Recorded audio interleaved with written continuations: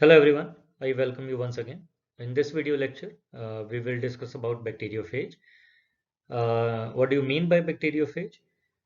It is actually the virus which is attacking the bacterium. That's why it is known as bacteriophage. When any virus, it is attacking any species, the phage term is used.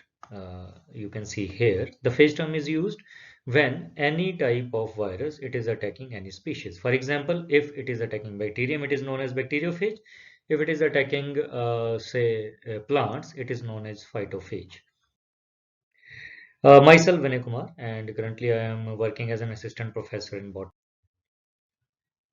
Here you can see bacteriophage.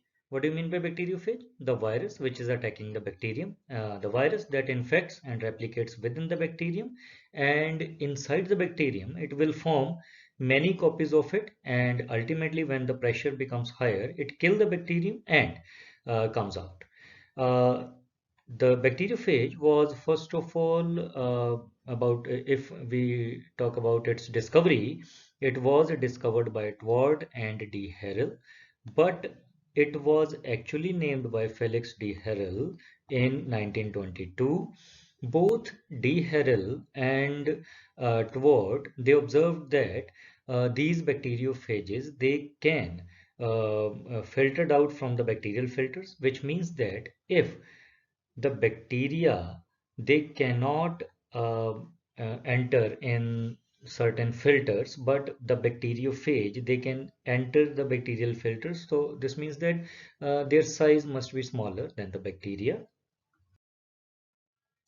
The bacteriophage, they are the complex bacterial viruses. They having both the head as well as the tail region. Obviously, at end of the tail fibers are also present. In majority of bacteriophages, double-stranded DNA is present as the genetic material.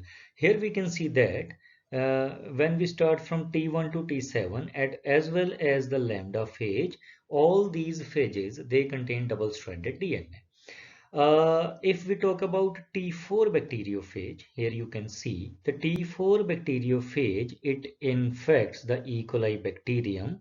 Uh, One thing we should clear about that, if virus is attacking the bacterium and bacteriophage, it undergoes two types of cycles. Number one is lytic cycle and second one is lysogenic cycle. But in case of T4 bacteriophage, only lytic cycle is observed. The lysogenic cycle is absent. यहाँ पे आप देख सकते हैं T4 is capable of undergoing only the lytic life cycle and not the lysogenic cycle. And also the T4 bacteriophage, it is the largest phase and it is a member of T even phages. हाँ ये T even phages and T odd phages क्या चीज होती हैं? The T even phages, they are having double-stranded DNA as the genetic material, and T odd phages, they are having single-stranded DNA as the genetic material. As we have already discussed, starting from T1 to T7 and lambda phage, they contain double-stranded DNA, but if it is T odd bacteriophage, it is having single-stranded DNA. Here we can study the structure of T4 bacteriophage. Uh, it is having both head as well as tail region. अब आप ये देख सकते हैं where the head and the tail is joining. Here we can see it is also known as the junction. The junction where the head and the tail region they join with each other. At this junction, the collar may be there, and this tail, it is having the contractile sheath. Here you can see the contractile sheath. This means the size of the tail, it can expand and shrink according to the conditions which the T4 phage is undergoing. At the end of the tail, here you can see it is the basal plate or base plate.